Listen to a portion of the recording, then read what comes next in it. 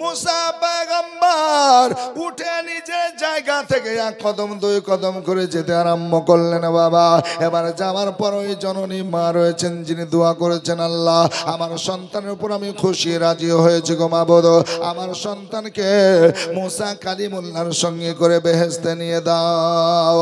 আল্লাহ আল্লাহ তাআলা সাবিনা বিবি 1000 টাকা, সাবিনা বিবি আমার মা আমার 1000 টাকা দিয়েছেন। আল্লাহ কবুল করুন, মঞ্জুর করুন, বালা মুসিবত বিপদ দূর করুন, আল্লাহুম্মা আমিন।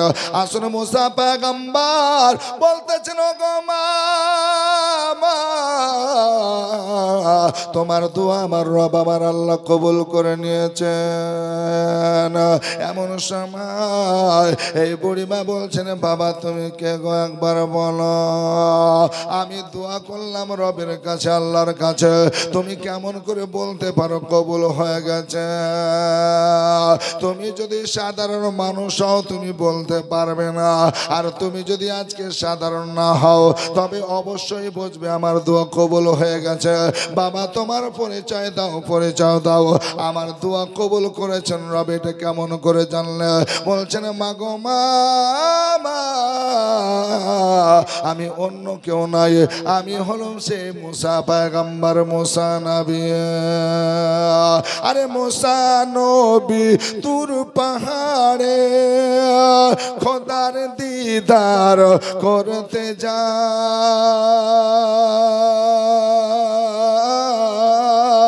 আর খোদার নূরে পাহাড় পড়ে হযরতে মুসা বেহুশ পড়ে রয়। আরে মুসা নবী তুর পাহাড়ে খোদার দিদার করতে যায়, আর খোদার নূরে পাহাড় পড়ে হযরতে মুসা বেহুশ পড়ে রয়। আর কার দোয়াতে, আর কার দোয়াতে, জোরে বলুন, আর একটু মহব্বতে বলুন সুবহানাল্লাহ, আল্লাহু আকবার কাবীরা। আসুন বাপজিরা আমার ভাইরা, আর কার দোয়াতে ওই অগ্নি কুণ্ড, কার দোয়াতে ওই অগ্নি কুণ্ড, ওই ফুল বাগিচা পয়দা হয়, বলো গো শুনতে চাই। দো জাহানের এ বাদশাহ হয়ে, দো জাহানের এ বাদশাহ হয়ে কে এলো রে দুনিয়ায়, বলো গো শুনতে চাই।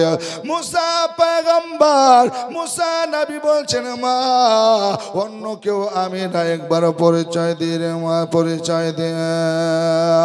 মা গো তুমি যে রবের কাছে দোয়া করলে, আমি মুসা পয়গম্বর বসে বসে শুনছিলাম। মা আমি কোহে তুরে যাওয়ার পরে, তুর পাহাড়ে যাওয়ার পরে আমি আমার রবকে, আমার আল্লাহকে জিজ্ঞাসা করলাম, আল্লাহ আমার সঙ্গী হয়ে, আমার সাথী হয়ে কেউ কি বেহেশতে যাবে? আমার আল্লাহ বলছেন হ্যাঁ যাবে। আমি জানতে চাইলাম, আল্লাহ গো সে কি দুনিয়া আছে? বলে হ্যাঁ। আমার রব আমার আল্লাহ তাআলা ঠিকানা দিলেন, পরিচয় দিয়ে পাঠালেন, আজকে জায়গা বলে দিলেন। আমি মুসা পয়গম্বর চলে আসলাম। মাগো মা, আমি তোমার লাগতে জিগার কলেজার টুকরাকে পেলাম, ওগো মা, তাই তোমার ছেলের পিছনে পিছনে আসলাম, আজকে মেহমান সেজে আসলাম, আজকে আমার সঙ্গী হয়ে বেহেশতে যাবে। কি এমন আমল করে, নিয়ে কাজ করে আমি দেখব, যাচাই করব। মাগো মা, আমি আসার পর বুঝলাম, দেখলাম, জানলাম ওটা নিজের কোনো আমল নাই রে মা, শুধু মায়ের দেখভাল করার জন্য মা দোয়া করেছেন, আমার রব দোয়া কবুল করে নিয়েছে। জোরে বলুন সুবহানাল্লাহ। ও গো মা জননী, তোমার লাগতে জিগার, তোমার খিদমত করতেছে, তোমার দেখাশোনা করেছে মা।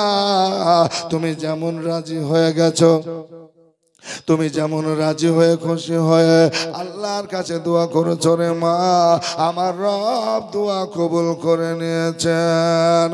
মা গো মা, তোমার সন্তানের পক্ষে দোয়া কবুল করে নিয়ে আমার সঙ্গী হয়ে সাথী হয়ে বেহেশতে যাবে তোমার সন্তান। লাগতে জিগার কলেজার টুকরা, আমি আজকে তোমাকে বলে গেলাম, জোরে বলুন সুবহানাল্লাহ। সুবহানাল্লাহ। আমার মা বোনেদের দিক থেকে একজন বেনামিতে দিয়েছেন ১,৫০০ টাকা। নারে তাকবীর, নারে রিসালাত। নগদ দিয়েছেন বেনামিতে মায়েদের দিক থেকে ১,৫০০ টাকা। আল্লাহ কবুল করুন, বালা মুসিবত বিপদকে দূরীভূত করুন, আল্লাহুম্মা আমিন। হযরতে ইউসুফকে দেখে যারা আঙ্গুল কেটেছে, তারা কি আমার নবীর রূপ দেখেছে? হযরতে ইউসুফকে দেখে যারা আঙ্গুল কেটেছে, তারা কি আমার নবীর রূপ দেখেছে? আরে দেখতো যদি কেটে দিত, দেখতো যদি কেটে দিত কলিজা খানা হয়নি, হবে না, হতে পারে না আমার নবীর সাথে কারো তুলনা হয়নি, হবে না, হতে পারে না আমার নবীর সাথে কারো তুলনা। আরে সকল নবী রাসূল ছিলেন খোদার দেওয়ানা, জোরে বলুন সুবহানাল্লাহ, সুবহানাল্লাহ। একজন বেনামিতে দিয়েছে ৫০০ টাকা, বেনামিতে একজন দিয়েছেন ৫০০ টাকা, আল্লাহ কবুল করুন। আরে সকল নবী রাসূল ছিলেন খোদার দেওয়ানা। আরে দুই নয়নে দেখবে আল্লাহ দিলের তামান্না, সকল নবী রাসূল ছিলেন খোদার দেওয়ানা। আরে দুই নয়নে দেখবে আল্লাহ দিলের তামান্না। আরে শেষ নবীকে ডেকে নিলেন, শেষ নবীকে ডেকে নিলেন, দেখবে রব্বানা হয়নি, হবে না, হতে পারে না আমার নবীর সাথে কারো তুলনা হয়নি, হবে না, হতে পারে না আমার নবীর সাথে কারো তুলনা। হযরতে ইউসুফকে দেখে যারা আঙ্গুল কেটেছে,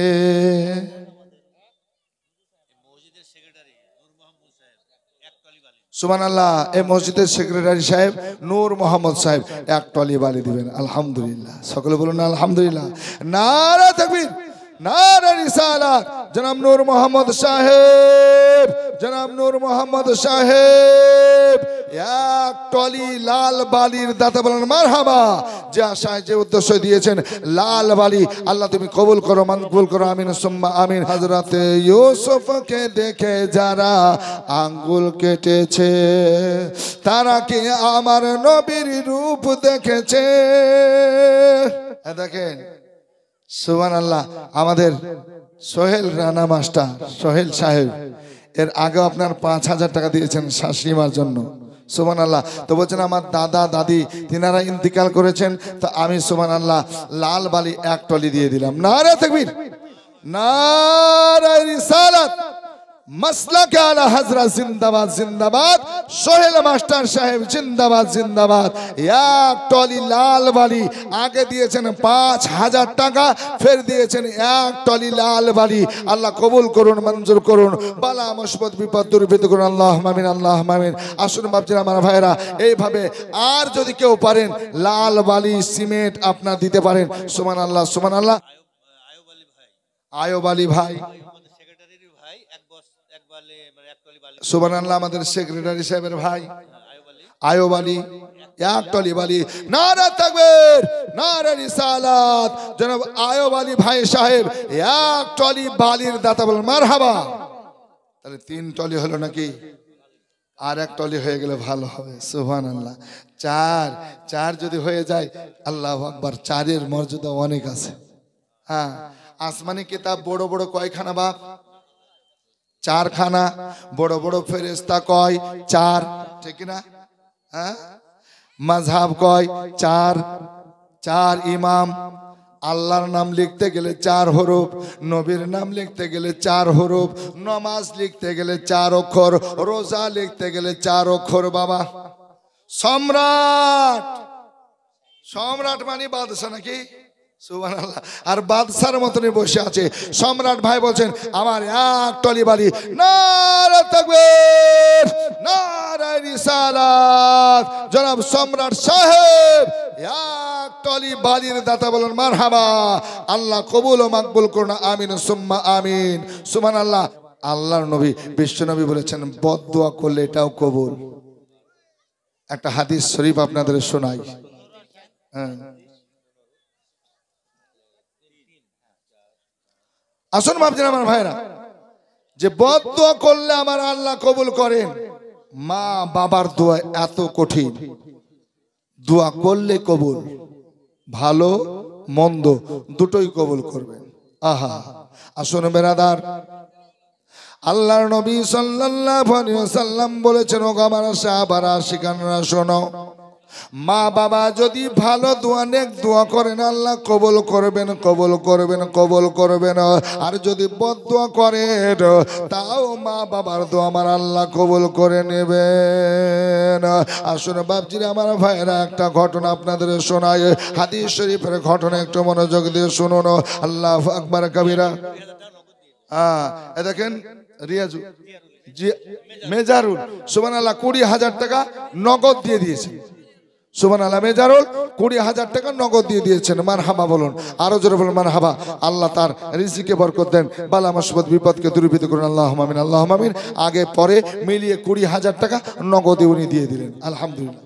হ্যাঁ, বাপ মার জন্য খাস করে দোয়া করব। তবে ঘটনাটা শুনুন, আর যারা পারবেন বাবা জীবন ভাই এক এক করে আপনারা বস্তা করে সিমেন্ট দিবেন, 100 200 500 করে আমার মা বোনেরা দিবেন। আর যদি পারেন আর এক টলি দিতে, তাহলে 5 টলি হয়ে যাবে। সুবহানাল্লাহ। লাল বালি যদি পারেন কোনো বান্দা দেন, একটু মনোযোগ সহকারে আপনারা শ্রবণ করুন। আজকে সুবহানাল্লাহ নবী আমার বলতেছেন, সাহাবীরা আমার আল্লাহ বদদুয়া কবুল করেন। আসুন বেরাদার, আল্লাহর একজন নবী মুস্তাফা সাল্লাল্লাহু আলাইহি সাল্লামের সাহাবী, যার নাম হযরত আলকামা, আলকামা রাদিয়াল্লাহু তাআলা আনহু। আজকে সুবহানাল্লাহ মায়ের একমাত্র সন্তান লাগতে জেগার এ আলকামা আজকে মায়ের পেয়ারা সন্তান। মা ছোট্ট অবস্থায় স্বামী যখন হারিয়েছেন, বাচ্চা ছোট্ট ছিল, সন্তানের দেখভালের জন্য মা আর দ্বিতীয় সংসার করেন নাই। ছেলেকে আস্তে আস্তে বড় করে তুললো, সুশিক্ষিত করলো। বেরাদার আল্লাহু আকবার কবিরা। এই ছেলেও ভালো, নেক ভালো, সৎ ভালো। আজকে বেরাদার নামাজ পড়েন পাঞ্জাগানা। নবীর একজন দিওয়ানা হয়েছিলেন, আশিক হয়েছিলেন আলকামা।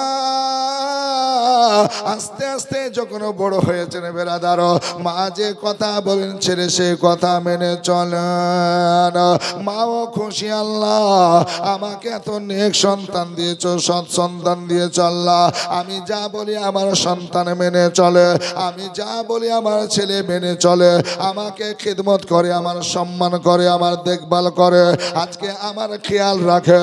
এই বড় আশা নিয়েছেন বেরাদার। আস্তে আস্তে ছেলে যখন যোগ্য হলো, বিয়ের কাবিল হয়ে গেল, মা জননী বলছেন, আলকামা আমি তোমার সুপাত্রী দেখে বিবাহের ব্যবস্থা করব। ছেলে লজ্জায় বলে না, কিছু বলে না। শেষ পর্যন্ত বলছেন, মা যখন তোমার মন চাইছে গো মা, তুমি বিয়ে দাও, বিয়ে দাও। আজকে তোমার জন্য আমি বিয়ে করতে রাজি। আলকামার মা এবার মানুষজনকে বলার পর আজকে পাত্রী খুঁজতে আরম্ভ করলেন। পাত্রী খোঁজা হয়ে গেল।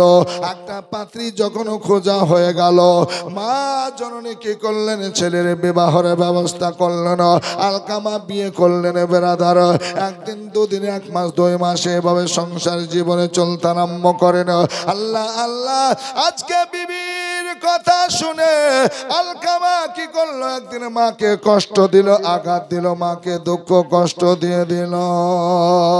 আজকে মা বলছে, আলকামা এ বাবা শোনার চাঁদ, আমি তোমার মা, আমি তোমার মা। ওরে বাবা শুনে শোনো, একটু যাচাই করো। আজকে তোমার বিবি যে কথাগুলো শুনিয়েছে সেগুলো তুমি যাচাই করে নাও। যদি যাচাই করে সঠিক হয় আমি মা, আমাকে তুমি যা বলবে আমি মানব।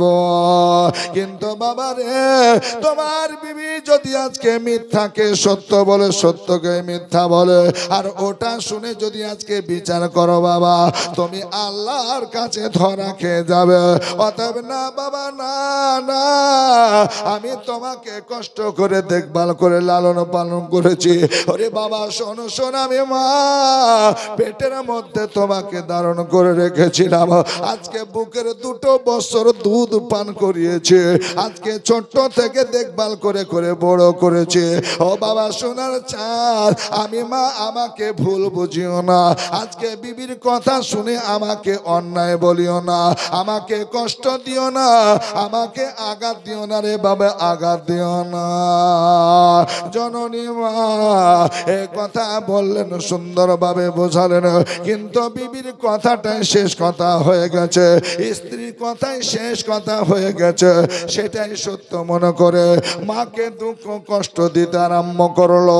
1 দিন 2 দিন 5 দিন যখন হয়ে গেল, মা বলছে আল্লাহ, আমার সন্তান আজকে মাকে বুঝলো না, মার কথা বিশ্বাস করলো না।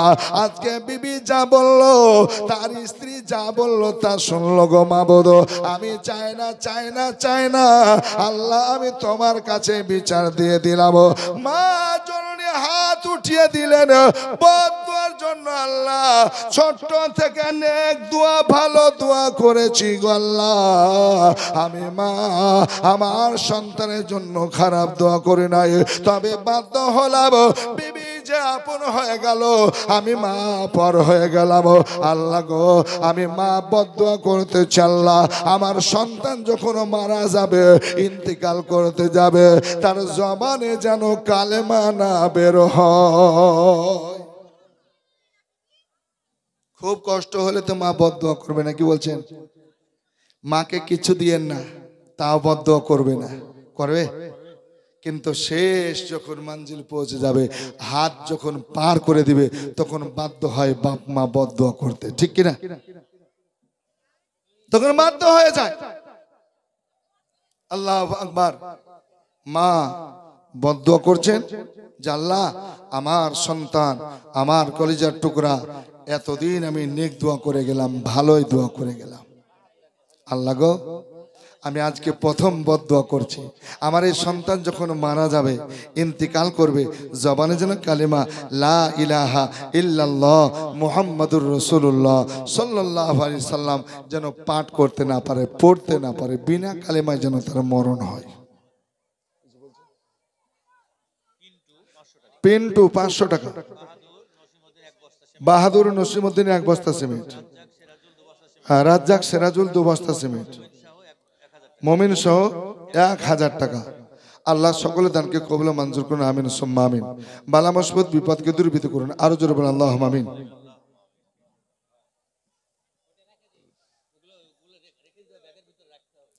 তা আসুন বাপজিরা, আমার ভাইরা, তো মা দোয়া করলেন, বদদুয়া কি, ইন্তেকাল যখন করবে, মারা যাবে, তার যেন কালেমা নসিবে না হয়।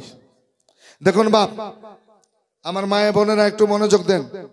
যখন আমরা গ্রামে আত্মীয় স্বজন কেউ অসুস্থ পড়ে যায়, একদম শেষ জায়গায় পৌঁছে যায়, তখন আমরা তার পাশে যাই, দেখতে যাই না?